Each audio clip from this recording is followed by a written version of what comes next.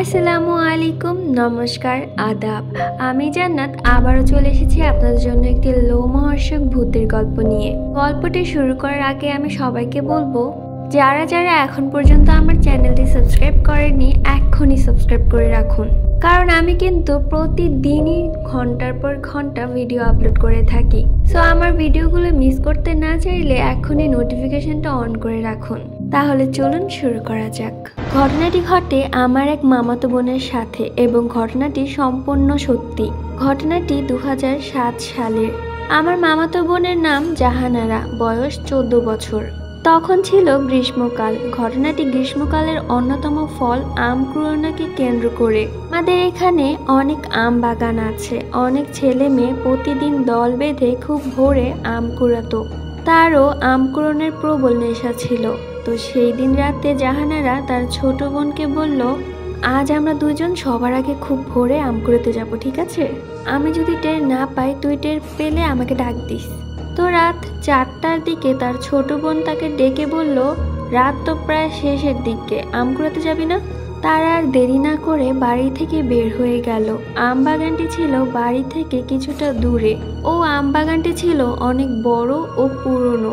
বাগানের একটা গাছ ছিল অনেক বড় এবং অনেক পুরনো। সেই গাছের আমগুলো অনেক ছোট ছোট ছিল, কিন্তু সেই গাছের আমই সবচেয়ে বেশি পড়তো। আম কুড়াতে কুড়াতে সেই বড় গাছের নিচে গিয়ে জাহানারা খুবই অবাক হয়ে গেল, কেননা গাছের নিচে কেবল একটা আমই পড়ে আছে, তবে আমটি এ গাছের আমের তুলনায় অনেক বড়। তবুও সেটাকে পাত্তা না দিয়ে আমটি ধরতে গেল, কিন্তু এরপর যা দেখলো তা অন্য কেউ দেখতে চাইবে না। সে যখন আমটি ধরতে গেল, অমনি আমটি কিছুটা দূরে সরে গেল।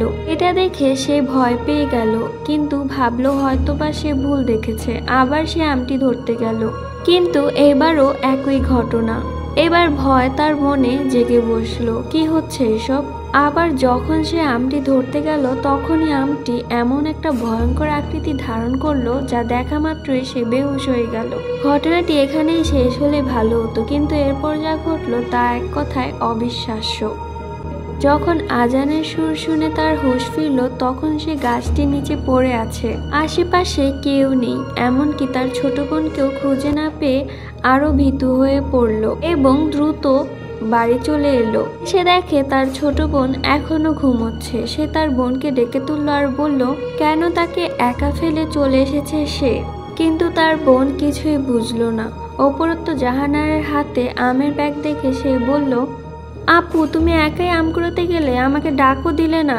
এই কথা শোনার পর আবারও সে বেহুশ হয়ে পড়ে। সকাল থেকে প্রচন্ড জ্বর আসে। এর কিছুদিন পরই সে মারা যায় কোনো কারণ ছাড়াই।